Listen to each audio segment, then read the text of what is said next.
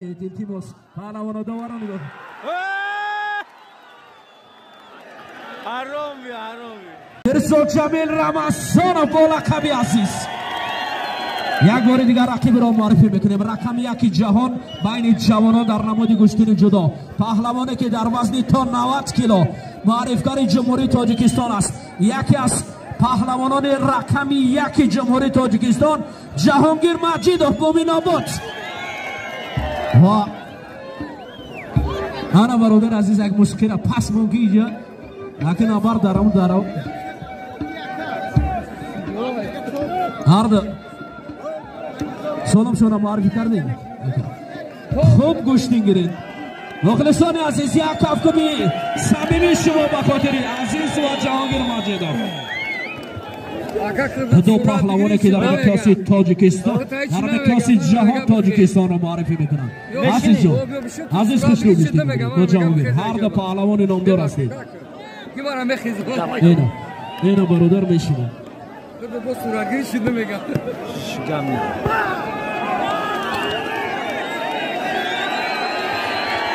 اوه برادر دیگه ازم کسان از دیگه نمونید.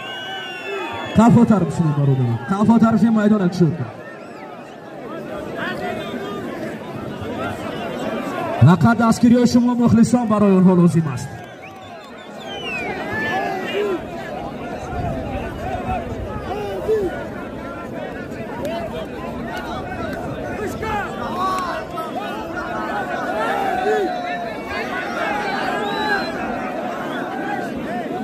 در مرکز میدان گوش گیرید. پهلوانو در مرکز میدان تو مردم شما را ببیند. خوبتر شما را ببینند. در مرکز میدان گوش گیرید.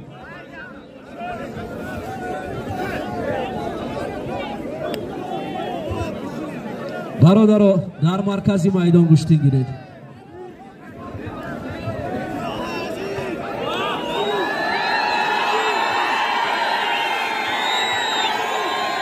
اوه فقط دستگیری شما مرکز گیرید گوشتید. در مرکز میدان بین مخلصان آیید. تیموس پهلوان داوران میگه حرامی برادر عزیز داور نگاه کنید. داور حلال میدید دوستان.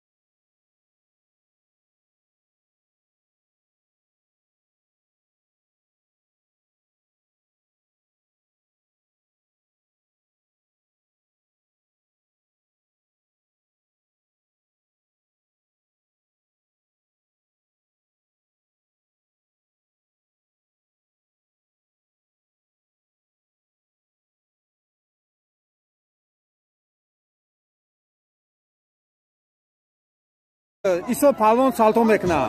کسی اکسکاواتر شیدنی مرمه نمره تلفن ما 8921 908 0748 زمزمه واتساپ سکور میکنم. من در تاجیکستان صاحب پراوا شیدنی اکسکاواتر چکی در کوبشم مرمه اینا لایک ابوجه بگو ایسو تمام